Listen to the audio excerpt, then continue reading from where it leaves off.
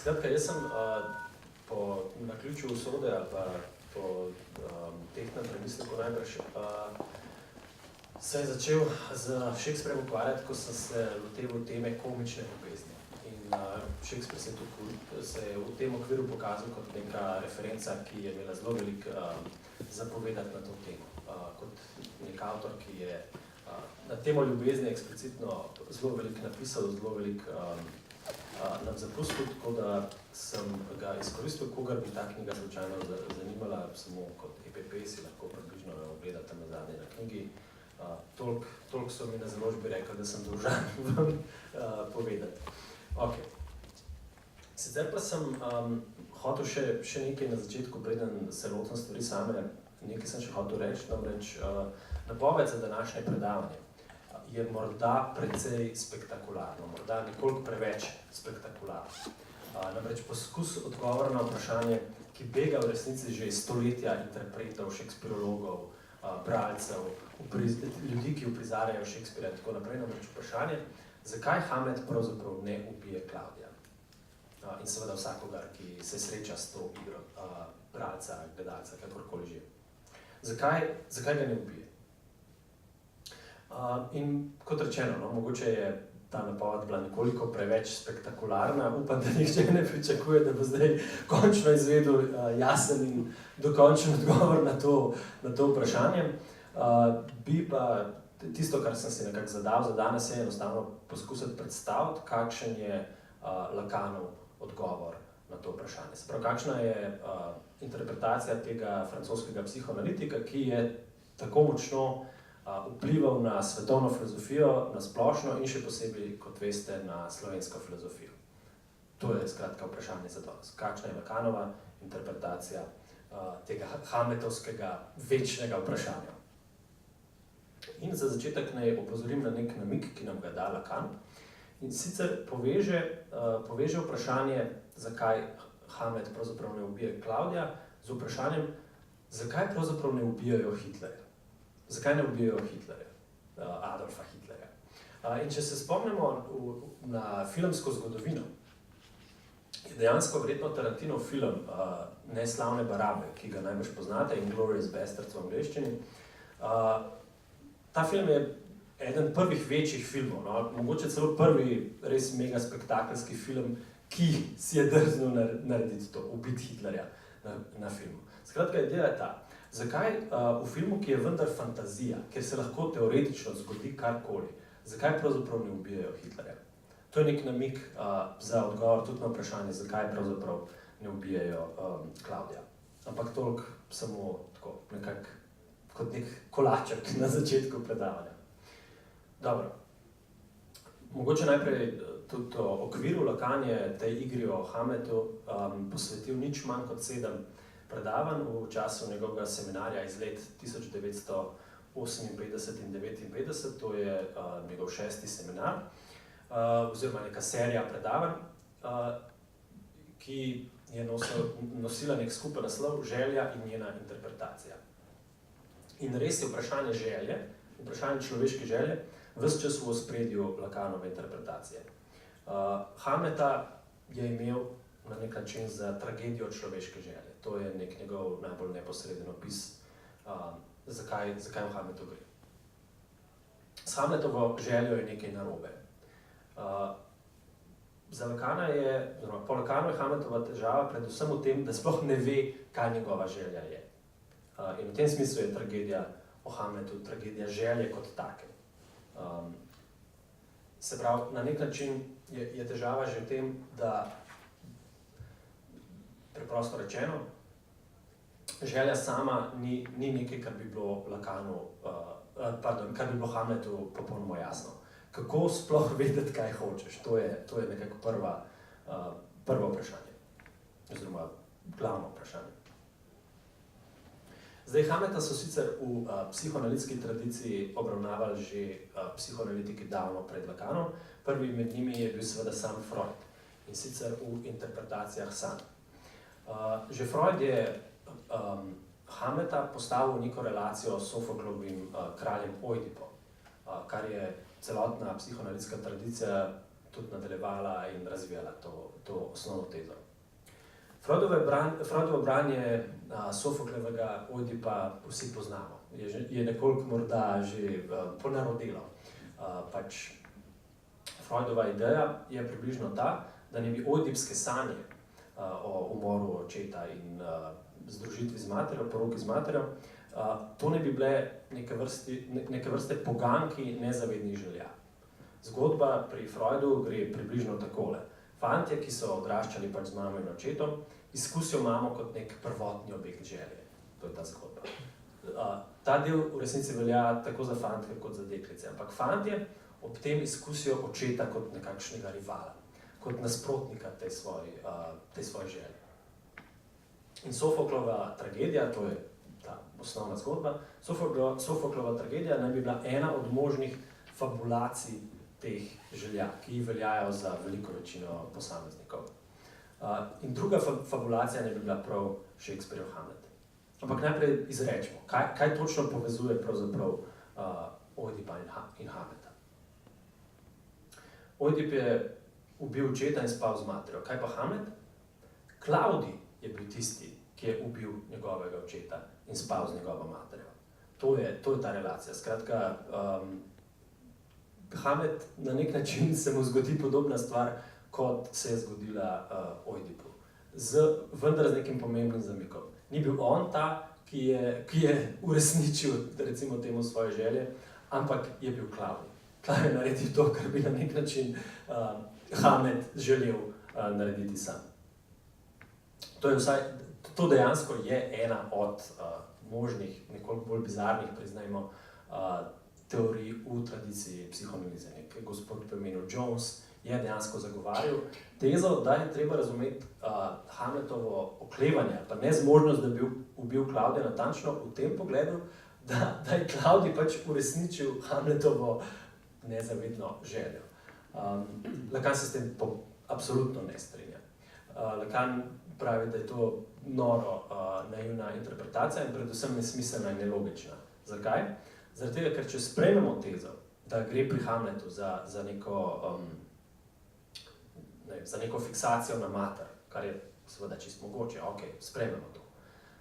Ampak če to sprejmemo, potem je to kvečjemu še en dodaten razlog, zakaj bi moral Hamlet pravzaprav ubiti Klavdija. Skratka, če sprejmemo to, potem ima Hamlet kvečjemu še en razlog več, da bi ga moral ubiti. In tako smo pravzaprav še pred večjim vprašanjem, kot smo bili prej. Zakaj ga torej ne?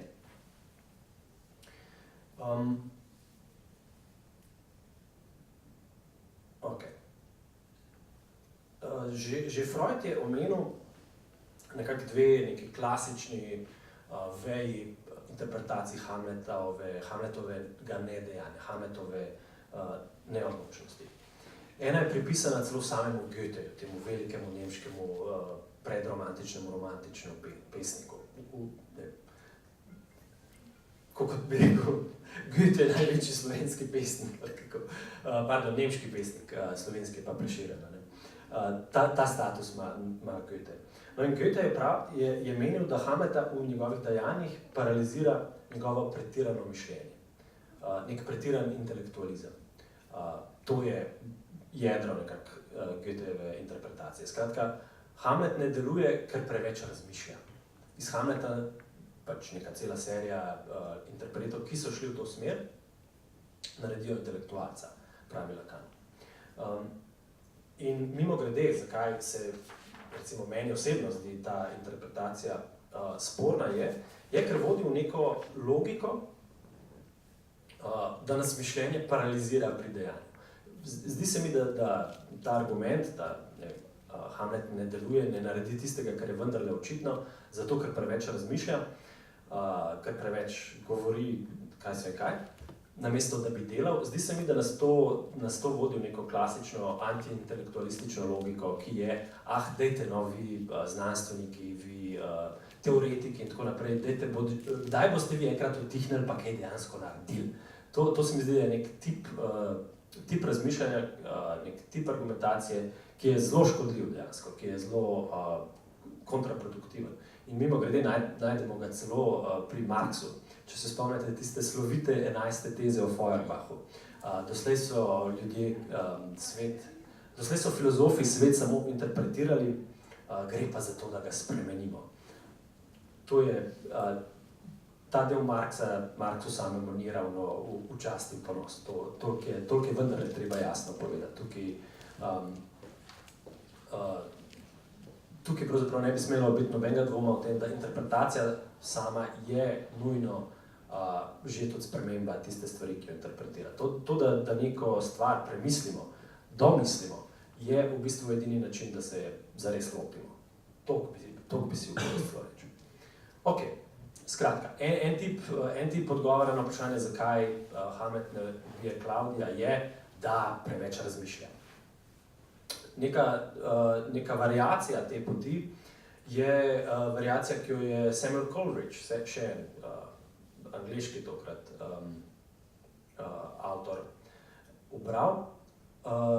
Zanj je bil problem Hamletovega nedejanja ravno tako v Hamletu samem. Coleridge je menil, da Hamlet na nek način psihološko ni bil zmožen odločitve. Ni se bil zmožen odločiti se za tako ali pa drugačno dejanje in pri tisti odločitvi umrla. Pa malo bilo glas ličil, ampak samo za hip. A me v redu slišite? Okay. Skratka, Coleridgeova poanta, da gre za neko patološko neodločnost, psihološko neodločnost, kakorkoli že. Lacan pravi, da je to en tip interpretacij, ki problem vidijo nekako v Hamletu sama, v njegovi notranjosti. Na drugi strani Lacan omenja interpretacije, ki so po svoje tudi nekoliko naivne, trapaste. Jih pa omenja zato, ker na nek način dopolnjuje njegovo sliko, ampak do tega še pride. Interpretacije, ki so Hamletov probleme razumele kot problem, ki je Hamletu zunanji. V kakšnem smislu? Omenja neke nemške kritike, Kleina in Werderja, ki ste v konec 19. stoletja, menila, da je težava v tem, kako prepričati dansko ljudstvo v to, da je Klavdij res kriv. Se pravi, težava, zakaj tisto, kar ne bi Hamleta zadrževalo pred ubojem, je v tem, da Hamlet ni prepričan, da bojo njegovi podložniki sprejeli uboj Klavdija in da bojo Hamleta sprejeli kot svojega kralja. Ta interpretacija je sploh čudna, če tako nasplošno se zveni morda legitimna, ampak v tekstu nima popolnoma nikakršne potrditve. To tudi Lacan zelo jasno potrdi. Niti enkrat samkrat se Hamlet ne sklicuje na vprašanje, ali bo ljudstvo sprejelo možni Klavdijev umor. To enostavno ni Hamletov problem. Ni to njegova težava. Tudi, kot veste, Hamlet ubije Polonija, pa skriva njegovo truplo po gradu in tako naprej. Nima nobenih težav dejansko ubiti nekoga, če misli, da je to potrebno. Ne boji se nikakršnih posledic zase osebno. V tem smislu sploh ni strahopetec. Tudi tista dva Rosenkranca in Guildensterna enostavno pošljejo smrt, ni strahopetec dejansko.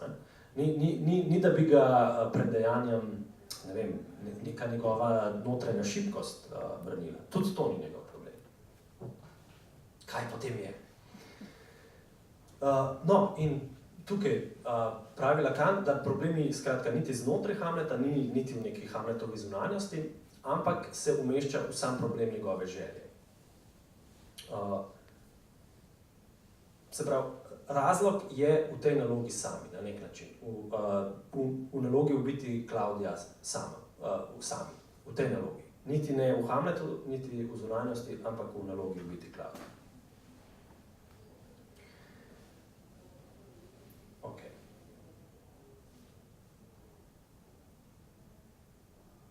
No in Lacanova stava, skratka je v tem, da kar mora Hamlet doseči in kar nekako na koncu, zatem, ko vendarle naredi tisto, kar bi moral že na samem začetku tudi doseže, je, da najde svojo željo.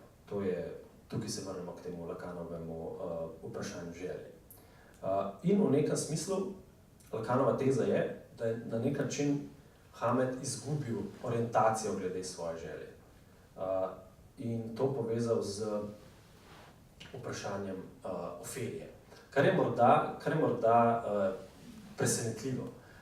Kdor je bral Hamleta, kdorkoli je bral Hamleta, se mu najbrž Ofelija ni zdela ravno pomemben lik. Večinoma celo kritizirajo Shakespearea, da je Ofelijo naredil za neko popolnoma nepomembno figuro. In dejansko večinoma tudi prizarjajo Hamleta na ta način. Lacan ima tukaj dejansko neko popolnoma svojo suvereno interpretacijo, pravi, da ne, v resnici je Ofelija izjemno pomembna, centralna. Ofelija je objekt Hamletove želje in nekaj je narobe z Ofelijo za Hamleta. Kot objekt njegove želje nekaj ne štima, da tako rečem. Preden nadaljujem, bi dal mogoče samo neko splošno opazko o tem, kako se psihoanaliza loti branja literature. Zdi se mi, da sploh v kontekstu knjige, ki je danes Grimletove biografije Williama Shakespearea, se mi zdi dokaj pomembno vprašanje. Namreč vprašanje, kako sploh razumeti razmerje med avtorjem in njegovim delom in kako se v to opisuje psihoanaliza. Če povem naravnost, gre za to, ali pa mogoče si vzamem čas za en ovinek. Za ovinek v čase mojega šolanja, v srednji šoli. Spomnim se, da smo imeli eno učiteljico, ki je zelo rada, učiteljico slovenščine, ki je zelo rada poudarjala, kako pravzaprav trdila je za Srečka Kosovala, da je dvakrat nesrečen. Že po naravi, ne, pa še potem kot pesnik. Se pravi, že po neki svoji situaciji je bil nesrečen, pa še kot pesnik je bil nesrečen. Spomnim se, da so nam ob Cankarju so nam pogosto govorili, ja, pa njegova mama, pa ta njegov patološki odnos z mamo, pa tako naprej. Pa tista skodelica kave je postala tako, kako bi rekel, nek tak vtis o tem, da sploh Cankarja si ne moramo predstavljati brez te njegove mame, ki mu tisto kavo usiljuje, medtem ko je on noče. Skratka, pa da je Cankarjev močil posteljo, pa take stvari, da na nek način to vpliva na Cankarjevo literaturo. Skratka, kar hočem reči je, da obstaja neka naivna razlaga razmerja med avtorjevim življenjem in njegovim delom. In sploh pri psihoanalizi bi lahko hitro prišli v neko napačno predstavo o tem, kaj je zdaj sploh naloga psihoanalitika. A ne bere zdaj, ne vem, Shakespearev tekst o Hamletu, na primer, in ugotavlja zdaj nekaj o Shakespeareu kot avtorju, ne vem, kakšne njegove bolezenske, patološke znake in tako naprej. To definitivno ni Lacanova naloga. On to absolutno zavrača. On absolutno si želi, celo vidi namen psihoanalitske obravnave literature v tem, da se tudi psihoanaliza sama kaj nauči iz tega. Spravi, ne da uporablja literaturo kot neke vrste Rorschachov test, s katerim, ne vem, avtorja bere kot zgolj nekoga, ki nekaj zapisuje, potem pa psihoanalitik si ogleda tiste zapise in iz tega nekaj sklepa. Ne, to ni naloga, ki bi jo Lacan pripisoval psihoanalizi, absolutno ne. To ni psihoanalitsko branje literature. Še enkrat poudarjam, Lacan, ko bere Hamleta, ga bere zato, da s Hamletom samim pokaže v resnici, oziroma razvije domisli svoje koncepte, ki so psihoanalitski koncepti. To je osnovna poanta. No? Toliko mogoče samo glede okvira, ki je vendarle nekako tudi naš današnji okvir, se pravi o razmerju med avtorjem samim in njegovim delom.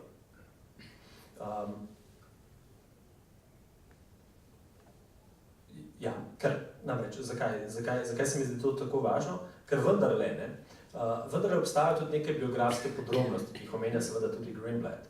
Namreč biografske podrobnosti, ki so nekoliko čudne. V času, ko je Shakespeare pisal Hamleta, to je bilo ravno v času, ko je Shakespeareu umrl oče. Se pravi, točno v tem času, ko v velikem tekstu o Hamletu umre oče, je tudi Shakespeareu samemu umrl oče. In pazite, uganete, kako je bilo ime Shakespearevemu sinu? Kdo ve mogoče? Ime mu je bilo Hamlet. skoraj isto kot Hamlet. Če to ni creepy, pa tudi ne vem, kaj je. Ampak, še enkrat, ne? Zdaj, napačen impuls bi bil iz tega nekako enostavno sklepati, Shakespeare pravzaprav neke svoje psihološke težave razrešuje skozi literaturo. Absolutno ne. Mislim, lahko kdo to trdi, ampak to ni Lacanova interpretacija. Toliko se mi zdi, da sem dolžan opozoriti. No? Sploh recimo, ko se lotevamo branja knjige, kot je Grimblattova o avtorjevem življenju, moramo paziti se nekih teh prehitrih in preveč preprostih preskokov v interpretaciji. Lacanov interes je absolutno interes za teoretsko psihoanalizo. In to, kar Lacan preučuje, je Hamlet ne kot nek kliničen primer, ampak Hamlet kot izmišljen lik. Absolutno je to neka fikcija in natančno tako je treba vso stvar obravnavati. Ok, z vsemi temi opozorili oboroženi se zdaj lotevamo jedra težave. Materina želja. To je recimo neko jedro vseh teh psihoanalitskih interpretacij, se pravi nekaj z mamo. Podobno v resnici kot pri Cankarju, to neko bizarno razmerje z materjo, pa dobro, v tisti skodelici kave. Materina želja. Večinoma so to razumeli kot neko neposredno željo po nekem stiku z materjo in na ta način razumeli. In v branju, ki ga ponuja Lacan, v tem branju pa poskuša predvsem opozoriti na neko slovnično značilnost formulacij, kot je materina želja. Namreč zakaj gre? Gre za to, da poskuša opozoriti, da ko rečeš materina želja, ne misliš tem nujno, ali pa ne misliš samo želje po materi, ampak misliš tudi ali pa predvsem celo materino željo, se pravi njeno željo.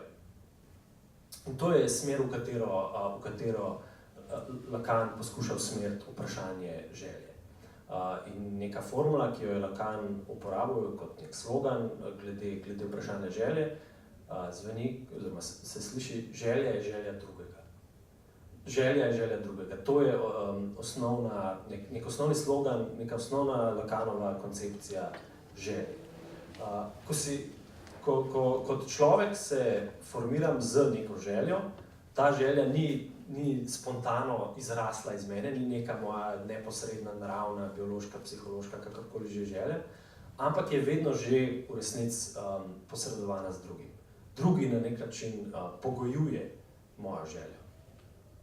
In v tem smislu je ta subjektova želja vedno želja drugega. Drugi je ta, ki mora na nek način intervenirati, da se sploh vzpostavim kot želeči subjekt. To je neka lakanovska teorija želji, ki jo seveda ravno pri Lacanu, na katero opozori in jo razvija ravno pri Hamletu, se pravičujem. Sprav želja je želja drugega. Mimogrede, kaj točno je s tem mišljeno, to se sliši mogoče, a je to dovolj jasno, vse mogoče je pa dovolj jasno. Ja? Da je želja želja drugega. Po drugem? Ne, da drugi nekaj želi. A veste, se pravi, ja, želja po drugem, jasno, ne? Ampak da tudi drugi nekaj želi od mene. To je tako, recimo, če dam iz neke svoje izkušnje, ko rečeš otroku, no, kaj si zdaj želiš? A si želiš iti v vrtec ali k babici? Otrok nima pojma, kaj je v vrtcu, niti ne ve, kaj je pri babici. Tako da, ko otroka nekaj vprašaš, kaj si pa ti želiš, ti otrok večinoma reče, ja, daj mi ti povej, kaj si želim. Zato gre na nek način.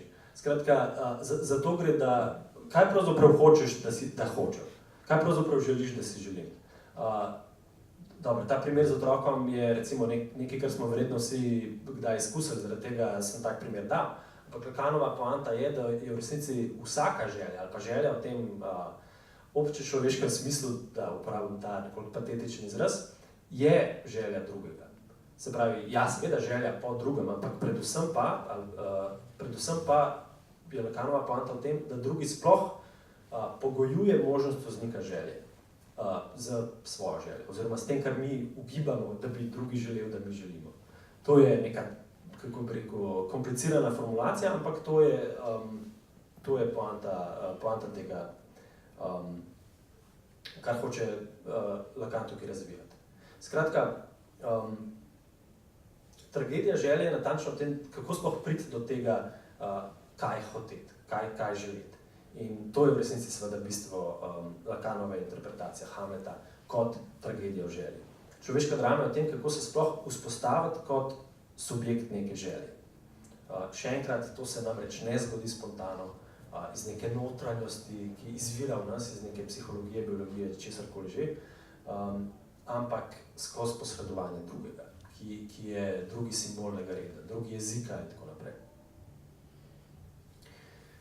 Okay.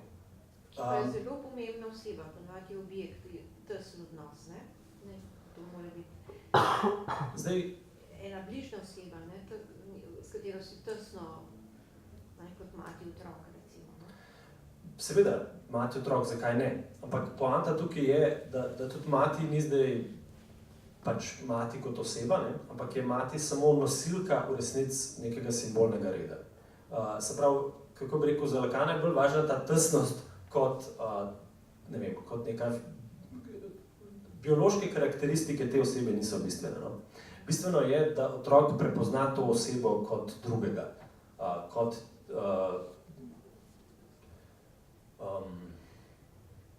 drugega. No?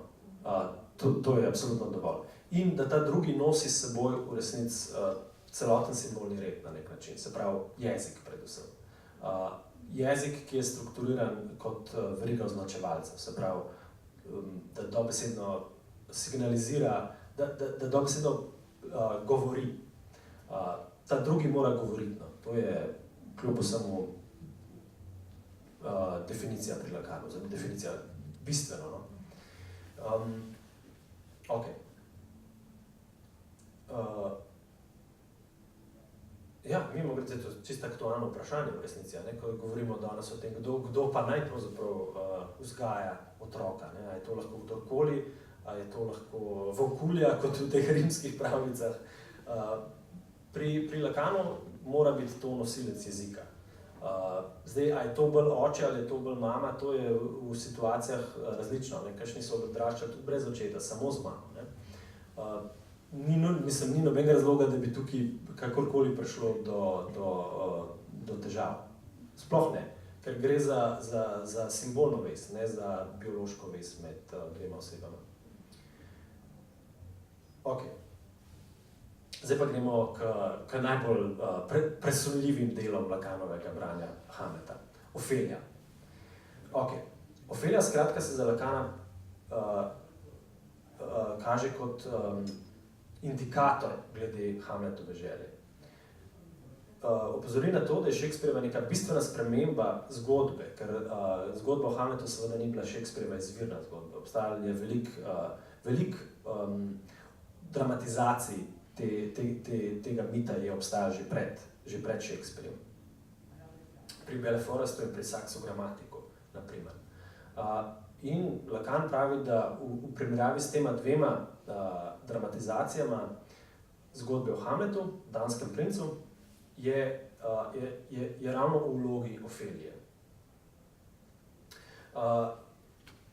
Že Bellerofost, že pri njegovi varianti se vsi sprašujejo, kaj on sploh hoče. Se pravi, vsi imajo Hamleta kot nekega princa, ki se pretvarja, da je nor, zato da bi prikril svoje prave namene. To je vsaj zgodba pri Belleforestu. Kaj zdaj on pravzaprav hoče? Ne vemo, kaj načrtuje, zato tega, ker se je zakamufliral v norčka. In zato mu pošljajo neko lahkoživko, neko prostitutko mu pošljajo kurtizano, zato da bi ona poskušala nekako izvleči iz njega, kaj načrtuje. Mogoče načrtuje kakšen protiudarc proti Klavdiju, koliko on ve, da je bil Klavdij vpleten v umor in tako naprej.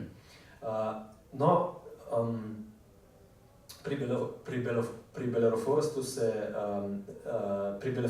pravčujem, da se mi mečken jezik zapleta, se ta zvijača po nesreči zaradi tega, ker se dekle zaljubi v Hamleta.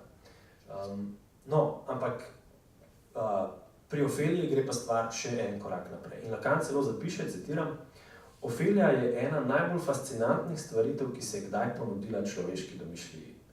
Drama ženskega objekta, ki se je pojavila na začetku neke civilizacije s Heleno, je bržčas pripeljana do svojega vrha z Ofelijino nesrečo. Ker res Lacanova ocena Ofelije je najmanj pretirana, ne, če se spomnimo na to, koliko ima Ofelija dejansko vloge, ampak to je dejansko jedro njegove interpretacije. Kot bomo pa kmalu videli, je pa ta ocena tudi vsaj nekoliko ironična, ampak bomo videli. V zvezi z Ofelijo Lacan opozori na več stopenj, kaj vse se točno zgodi v drami. Prva stopnja je njen opis srečanja s Hamletom, ki ga Polonij takoj prepozna kot problem ljubezni. Druga stopnja je prizor, ko Hamlet grobo zavrne Ofelijo, ko jo pošlje v samostan, v nunnery, kar je v Shakespearjevem jeziku pomenilo toliko kot krobišče, nunnery. Go thee to a nunnery, je reče. Sledi še Ofelijin samomor in podroben opis cvetja, potem je pa še tretja faza, tik pred sklepom igre, je pa prizor na pokopališču, ki ga Lacan sploh posebej poudarja, ker je ta prizor pa sploh nekaj, česar razen Shakespearea ni imel noben od teh avtorjev dramatizacij zgodbe o Hamletu. Skratka, ta prizor na pokopališču je Shakespearev absolutno izvirni doprinos k tej zgodbi. Skratka, te tri stopnje so. Ljubezen. Ofelija poroča svojemu očetu, tistemu Teslu Poloniju, o svojem nenavadnem srečanju s Hamletom. Polonij takoj vzklikne, ja, zaljubljen je, ta fant je zaljubljen vate, in potem, kot veste, naredi tisto načrt, kako ga bojo ujeli in prisluškovali njegovim mislim in tako naprej. No, presenetljivo predvsem je, da se Lacan do neke mere z njim strinja. Poloniju eksplicitno pripiše neko psihoanalitično modrost celo. Čeprav obenem doda, da gre za divjega psihoanalitika. Dobro. Skratka, Lacan absolutno sprejme to Polonijevo tezo, da Hamlet ljubi Ofelijo. In zares težave na nek način nastopijo šele v drugi fazi. Zakaj? Zaradi tega, ker na nek način pride do tega, da Hamlet zavrne Ofelijo. In s tem, ko zavrne svoj objekt ljubezni, to je Lacanova poanta, na nek način ostane brez objekta. In zato njegova želja ostane brez objekta in zato njegova želja ne funkcionira. To je na kratko povedano, zakaj Lacan daje tak poudarek Ofeliji. Skratka, Ofelija je njegov objekt in ko zavrne Ofelijo, na nek način v resnici njegova želja kot taka neha funkcionirati. In zato na nek način seveda tudi ne more delovati, ker enostavno nima želje, oziroma njegova želja ne funkcionira. Kot objekt ljubezni, skratka, Ofelija postane popolnoma razkrojena, Hamlet Ofelije sploh ne obravnava več kot ženske, postane rodnica vseh grehov. In na nek način postane tisto, kar se v psihoanalizi imenuje falos. Namesto, da bi bila nek objekt njegove želje, postane tisto, kar se v psihoanalizi imenuje falos. Citiram, subjekt ni več objekt, ampak ga izvrže iz vsega svojega bitja in znova ga bo lahko našel šele v trenutku, ko se bo sam žrtvoval. Na ta način je objekt ekvivalent falosa, zavzame mesto falosa, je falos. Skratka, na nek način, to je Lacanova interpretacija, Ofelija postane falos za Hamleta. Ok, to se sliši na nek način absurdno. Absurdna interpretacija, bizarna, nenavadna. Kakšni so Lacanovi argumenti za to? Prvi argument, ki ga bom jaz v svojem vrstnem redu zapisal, je morda nekoliko bizaren. Lacan je dejansko našel neko etimološko zvezo med imenom Ofelija in izrazom Ofelijo. Gledal neke takratne francoske etimološke slovarje in je našel izraz Ofelijo, nek grški izraz, ki nastopa pri Homerju, in ta izraz Ofelijo pomeni neko nabrekanje, neko oddebelitev. in tisti Lacanov etimološki slovar tudi eksplicitno navaja, da iz samega izraza Ophelio, iz tega glagola, nastane pač tudi izraz falos. Skratka, Lacan opozori na, glejte, sicer takoj doda, Shakespeare tega gotovo ni vedel. Mislim, verjetnost, da bi Shakespeare se zavedal te etimološke zveze med Ophelio in tem izrazom so nične. Pa vendar, je pa res, da sam izraz Ophelia je na nek način povezan z to besedo, grško besedo falos. Navaja recimo, poleg teh poleg stvari, ki sem jih že omenil, namreč, da Hamlet zavrača Ophelio predvsem kot neko rodnico, predvsem kot mati nekega otroka. To so besede, s katerimi, zakaj bi rodila grešnika, pojdi v samostan oziroma krobišče. Poleg teh argumentov govori tudi recimo o nekih cvetličnih metaforah, s katerimi je Ophelia opisana. Skratka, Ophelia se ubije, ampak s tem, da se vrže v tisti vodnjak, preden se vrže, se pa ovesi z nekim cvetjem. In Lacan opozori, da ta opis tistega cvetja vključuje neko angleško lokalno vrsto orhideje, Orchis mascula, ki so ji pravili dead man's fingers, mrtvečevi prsti, kar grozljivo, in ima seveda falično obliko. In mimogrede, ta rastlina je bila tudi, kot vse rastline, ki imajo falično obliko, je bila to tudi ena od variant imena za mandragoro, to se pravi tisto čarobno rastlino, ki ne bi dajala spolno moč.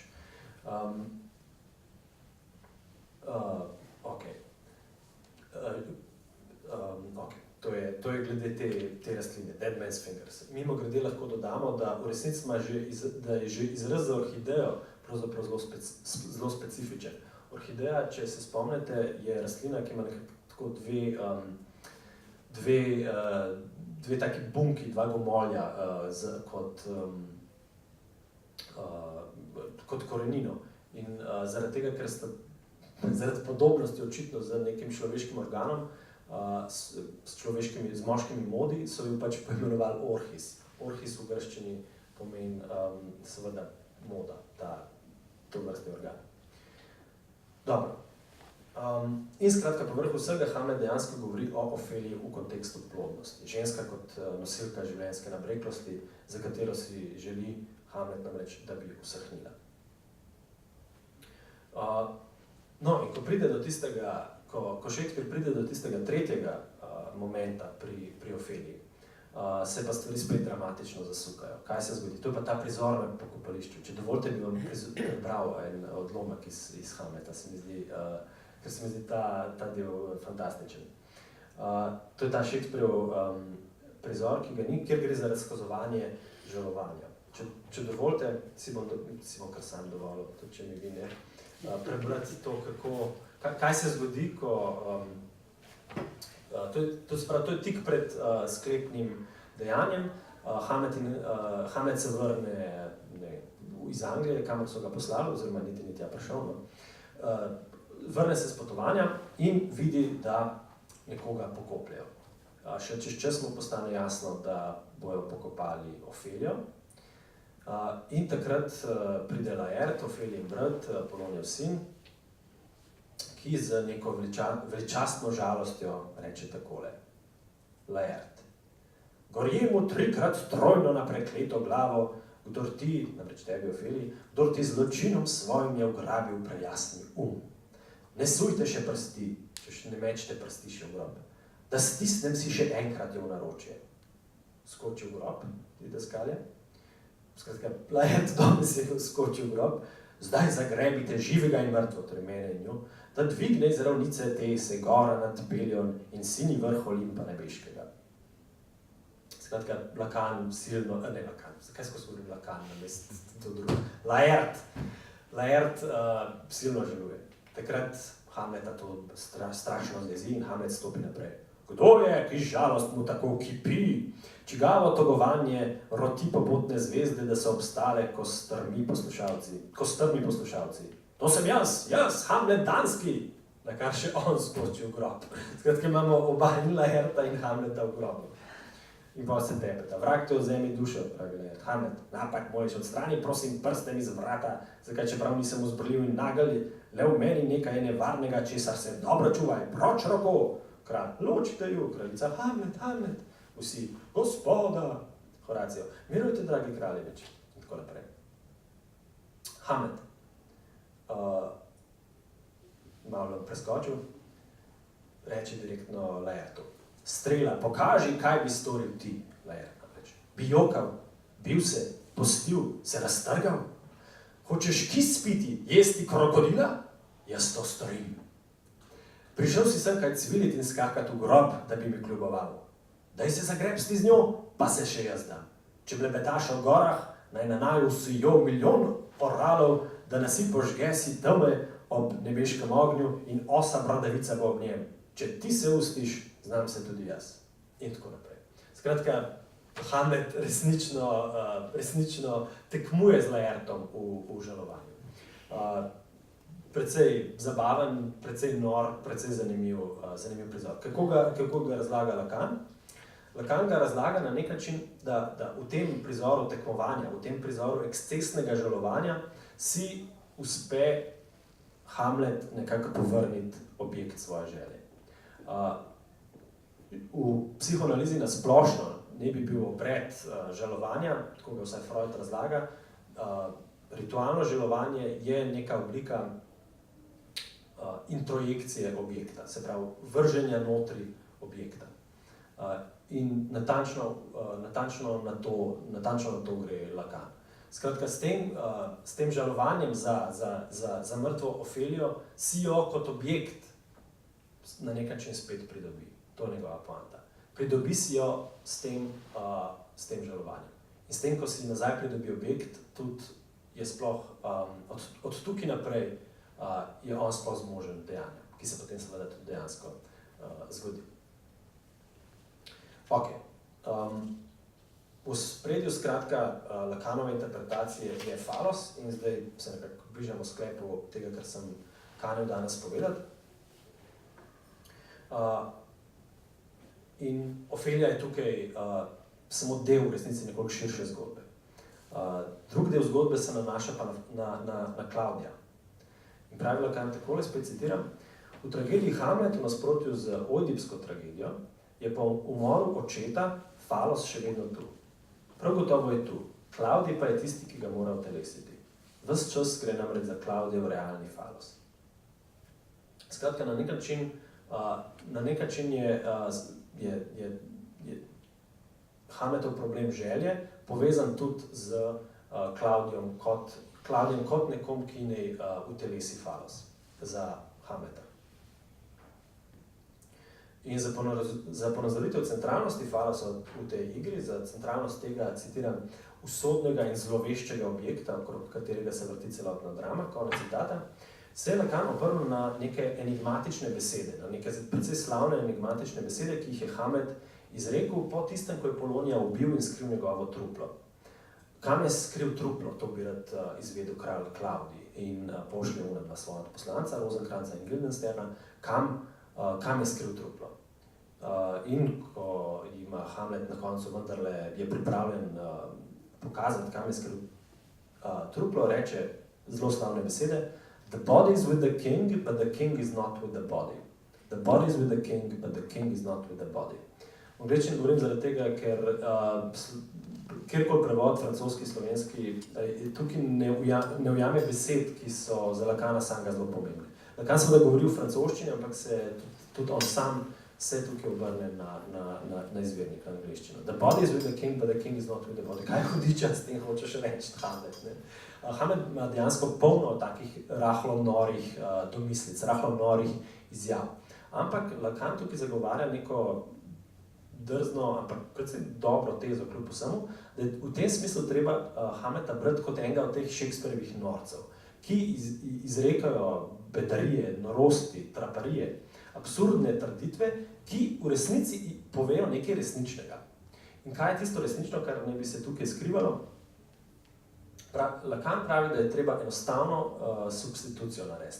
Namesto kralj je treba brati falos. Se pravi, the body is with the phallus, but the phallus is not with the body. Kaj to za Lacana pomeni?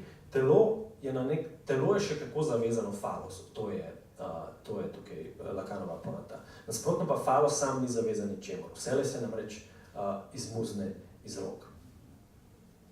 Toliko mogoče tukaj bi moral resnici narediti en daljši ovink oziroma oklepaj o tem, kako točno funkcionira koncept falosa pri Lacanu, v lakanovski psihoanalizi.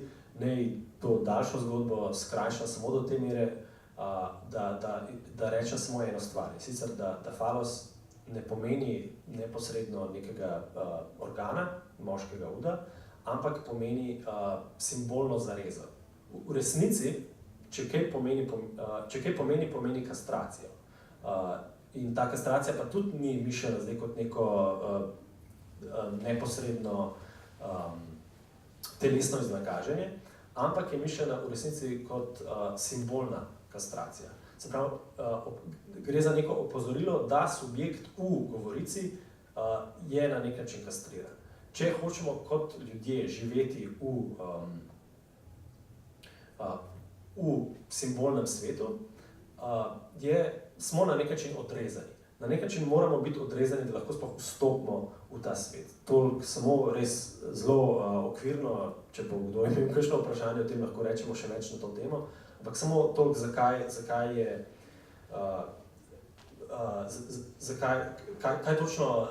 na kaj točno se ta izraz sploh nanaša. Okej, in dobro, v tem trenutku Hamlet potem nadaljuje. The king is a thing of nothing. The king is a thing of nothing. Je reč, ki ni nič, stvar, ki je nestvar, bit, ki je nič na nek način. In to je pravzaprav, za Lacana je to samo potrditev, da gre natančno za falos, da gre natančno za reč, ki ni nič drugega kot nič. Se pravi, za reč, ki je v resnici zareza. To je njegova definicija falosa namreč.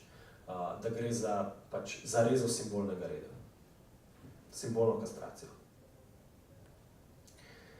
Ok, in da nekoliko pripeljem vse tole do kraja, rečem samo še eno stvar. Namreč poskušam priti nazaj do tistega namiga, ki sem ga dal na začetku, do vprašanja, zakaj Hamlet ne ubije Klavdija in kakšno zvezo ima to s Hitlerjem. Odgovor je v tem, da je Hamlet pod nekakšnim urokom falosa. Natančno tako, kot so ljudje, ki so vzklikali Hitlerju, bili pod urokom falosa, dobesedno. Povezava med kraljem in falosom namreč za Lacana ni naključna, sploh ni naključna. Če je falos kaj, je natančno enotnost nekega označevalca gospodarja in nekega vprašanja seksualnosti. To je dejansko, kako bi rekel, osnovna teza psihoanalize. Se pravi, ko govorimo o falosu, govorimo o vprašanju gospodarja, o vprašanju vodje, o vprašanju nekega označevalca, ki nase vzame težo utemeljitve celotnega reda.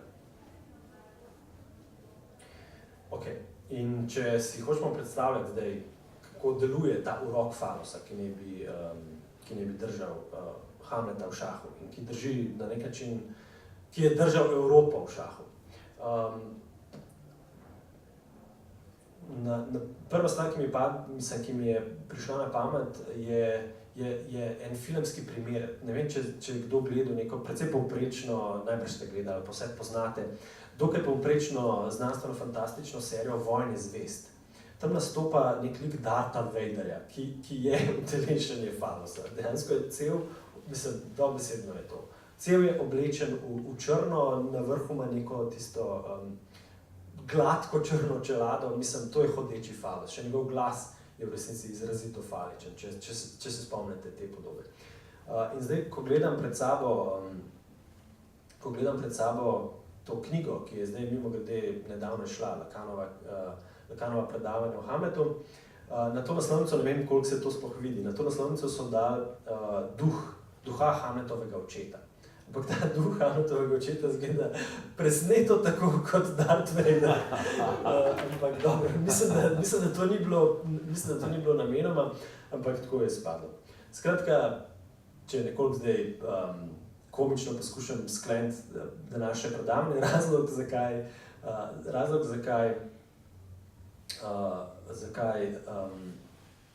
Hamlet ne ubije Klavdija, je na nek način zato, ker je Klavdij Darth Vader. Okay. Hvala lepa za to, da ste prišli, hvala lepa za pozornost. Če so še kakšne vprašanja, je po mojem zdaj čas, da se jih lotimo.